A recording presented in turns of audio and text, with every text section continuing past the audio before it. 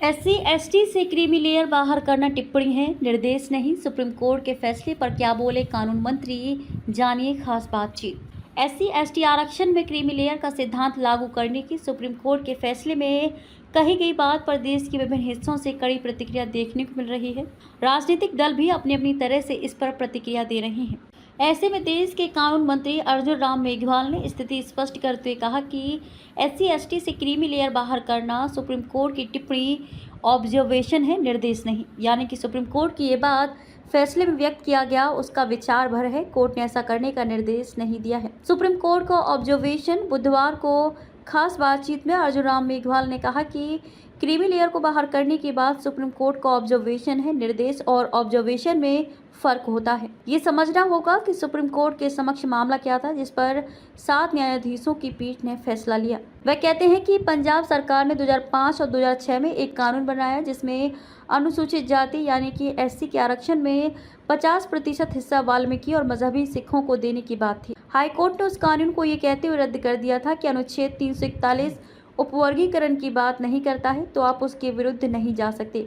वह मामला supreme court आया। कोर्ट के फैसले के 2 भाग मेघवाल, उसके बाद आंध्र प्रदेश का एक मामला आया, उसमें भी इसी तरह की बात थी। उपवर्गीकरण पर एक फैसला 3 जजों की पीठ का था और एक 5 जजों की पीठ का था जिसमें परस्पर विरोध था, इसलिए इन मामलों पर 7 जजों की पीठ ने विचार किया और फैसला दिया।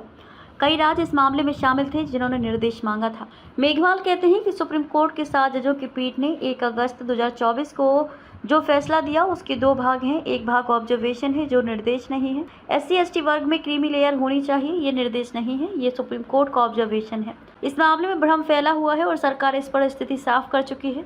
फैसले का दूसरा भाग निर्देश है, लेकिन वे निर्देश भी राज्यों को है। केंद्र को फैसले में कोई निर्देश नहीं दिया गया है और ना ही केंद्र सरकार उस मामले में पक्षकार थी। दूसरा भाग मेघवाल ने कहा कि फैसले के दूसरे भाग में कोर्ट ने राज्यों को निर्देश दिया है कि अगर आप चाहें तो अनुसूचित जाति वर्ग में उपवर्गीकरण कर सकते हैं। ऐसा करना असंवैधानिक नहीं होगा, लेकिन उसकी 2 शर्तें हैं। पहली शर्त है कि उपवर्गीकरण से जिन जातियों को आरक्षण देना चाहते हैं उनका पर्याप्त प्रतिनिधित्व नहीं होने के आंकड़े एकत्र करने होंगे। बिना आंकड़े के ऐसे ही उपवर्गीकरण नहीं किया जा सकता। उन्होंने बताया कि दूसरी शर्त है कि अनुसूचित जाति में से जिस जाति को उपवर्गीकरण करके आरक्षण दिया जा रहा है वह आरक्षण 100% नहीं हो सकता, यानी कि जिस उपवर्ग को आरक्षण देना चाहते हैं उसे ही एससी वर्ग का सारा आरक्षण नहीं दिया जा सकता। इन 2 शर्तों के साथ जो राज्य चाहेंगे आंकड़े एकत्र करेंगे और आगे बढ़ेंगे। इस फैसले को बस इतना ही समझना चाहिए।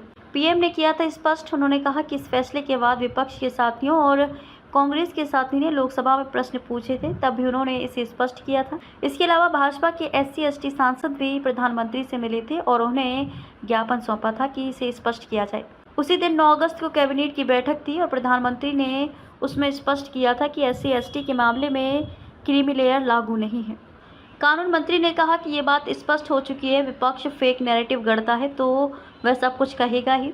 उल्लेखनीय है कि सुप्रीम कोर्ट की 7 न्यायाधीशों की पीठ ने 6-1 के बहुमत से फैसला दिया था जिसमें कहा था कि एससी वर्ग के आरक्षण में ज़्यादा जरूरतमंदों को आरक्षण का लाभ देने के लिए उपवर्गीकरण किया जा सकता है।